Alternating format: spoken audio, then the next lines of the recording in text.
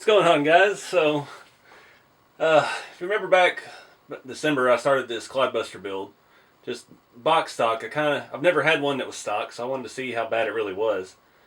And got the chassis built, test drove it, realized how bad it was, and it was over my Christmas break. I tried to paint the body. I had this grand idea for this vintage seafoam green, purple, pastel monster truck paint scheme. Hadn't come up with any idea for graphics or anything, and yeah, I started painting it while it was cold in the winter, and I didn't prep it. I rushed it. The paint blistered up real bad and looked terrible, and it's set ever since. So now the quarantine got all this extra time. Figured it was time to take a look at it again, and rather than trying to sand down the body and start over, which I could have done. It wasn't that bad. Honestly, it needed some prep to begin with. That's probably why it did what it did, but I was like, you know what, I'm just going to rock it. And we're going to make a vintage monster truck that's been sitting in a field for 20 years. So, so this is now going to be called the Clod Ruster. So I did kind of cheat. I reused a lot of stuff that was off my rusty, hacked up Clodbuster short bed drift car body thing that I made a while back. I didn't want to use the new windows because this is body, weathered and stuff. So I used the old scratched up window. That is an original Clodbuster window I've had for 20 so years, and it's been in a variety of things. It was in a Losi micro crawler based Clodbuster thing that I did back around 2000, 2001. But it's scratched up and it's dirty, and it it's still a tinted window. There's no interior, so I wasn't going to go all out with that. I also reused the pre-weathered blower and everything on the front. I just like the look of that one. I think it's a little better looking than the other option, and it was already weathered the right way. So also reused the front valance off that rusty truck. That is iron paint that's rusted. I got all this stuff painted yesterday, and I was getting ready to sand it and weather it, and I realized I didn't paint that front valance piece. It was still in the box, so I'll have to just steal the rusty one. Adds a little bit of contrast. And I also stole the Scale Monkey 3D printed square body grill that I had on the other one. And I didn't put the headlight buckets in. I thought it didn't come with them for some reason, and I never put them on the drift truck because it doesn't really matter. And I think it doesn't really matter on this either. I might come back and put some black Lexan behind it, you know, something like they would have had on the monster trucks back in the day, because they didn't really need lights after a certain point. What else? So the paint, this side actually is my favorite. So you can see it blistered pretty bad right in here. I didn't do any prep on that. Like I said, it was cold. It was damp. It was probably in the 40s. And yeah, I didn't shake the can good enough. It'd been setting up for a while, so it needed a good mix up, and it didn't get it. And I just went outside and blasted it with a thick coat. Right on the plastic too, no primer. I really was in a hurry. And yeah, it really blistered up bad. So what I've done, I did purple first, and then I came back with some pinstriping tape, and I tried to do a purple stripe right at the body line. I wasn't sure if I was going to do like a traditional two-tone or what, but I had these three colors I bought. It is, the top is seafoam, gloss light turquoise. The bottom is gloss Maui blue, and here's the stripe is gloss grape.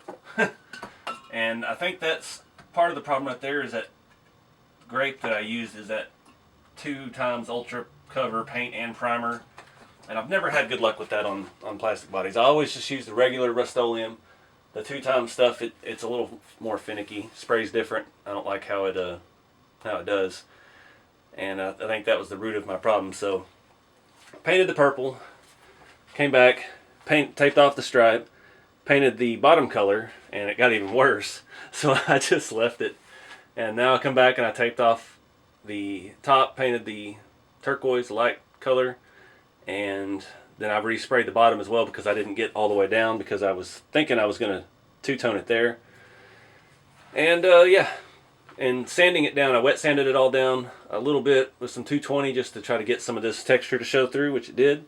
Got a little bit back here as well. And then a 1000 grit, a normal routine, smooth it up real nice, and then I come over it with my AK Rust Streaks.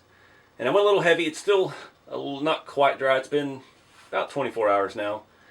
It doesn't stick well to the chrome bumpers, so it's going to have to set up for a week or so before it's touchable like this piece is.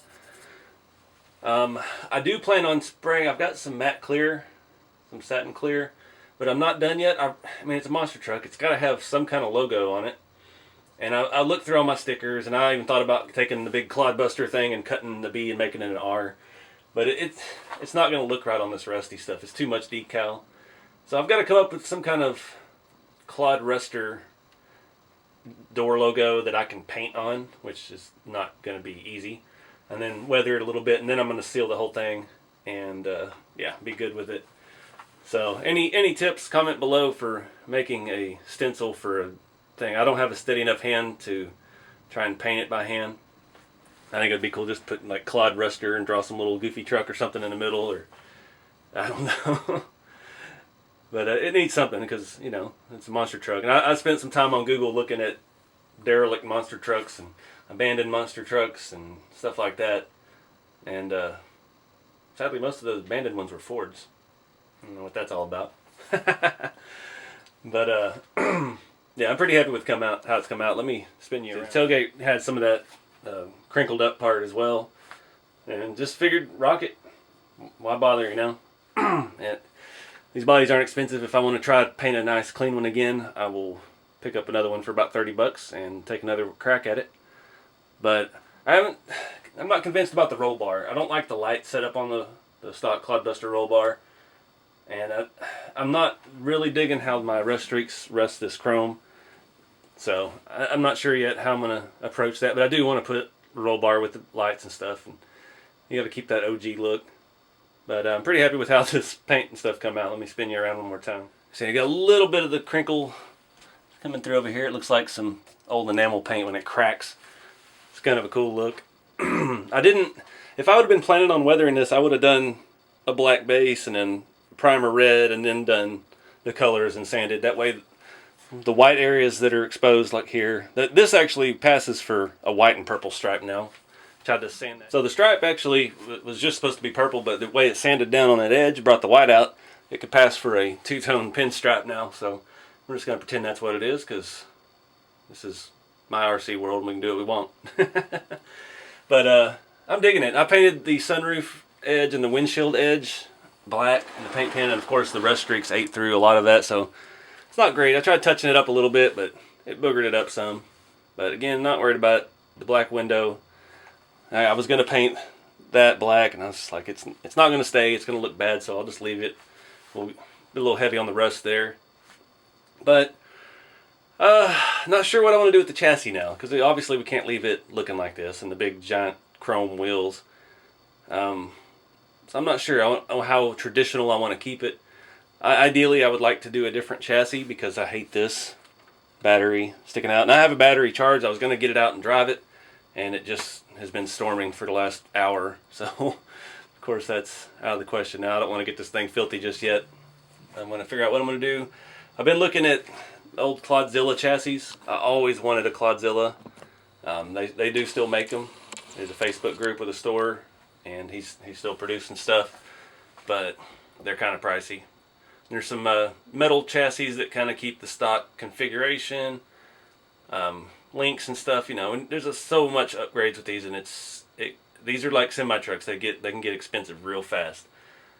So not sure yet what we're gonna do. Of course, we'll have to address the steering, because it is horrible from the factory, and address all of the bright dark blue plastic goodies.